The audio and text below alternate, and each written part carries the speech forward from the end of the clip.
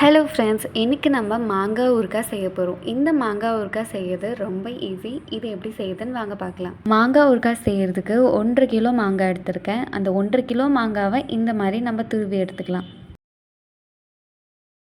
வாணலியில் 25 gram வெந்தயம், 25 gram கடுகு சேர்த்துக்கலாம். கடுகு நல்லா பொரிஞ்சதும் ஒரு மிக்ஸி ஜாரில் மாற்றி அரைச்சி எடுத்துக்கலாம்.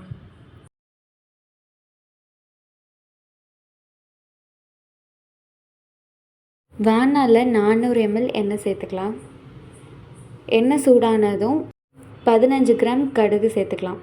கைப்பிடி அளவு கருவேப்பிலை சேர்த்துக்கலாம். கருவேப்பிலை நல்லா பொரிஞ்சு வரணும். அப்போ தான் ஊறுகாய் சீக்கிரமாக கெட்டு போகாமல் இருக்கும். அடுத்ததாக சின்ன ஸ்பூனுக்கு 2 ஸ்பூன் பெருங்காயத்தூள் சேர்த்துக்கலாம். 20 கிராம் தனி மிளகாய்த்தூள் சேர்த்துக்கலாம். தனி மிளகாய்த்தூள் சேர்த்ததும் ஸ்டவ் ஆஃப் பண்ணிடணும். அப்போ தான் தீஞ்சு போகாமல் இருக்கும்.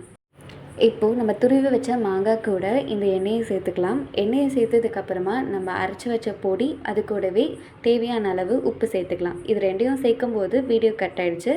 இது 3ஐயும் சேர்த்து நல்லா கலந்து விட்டுக்கலாம்.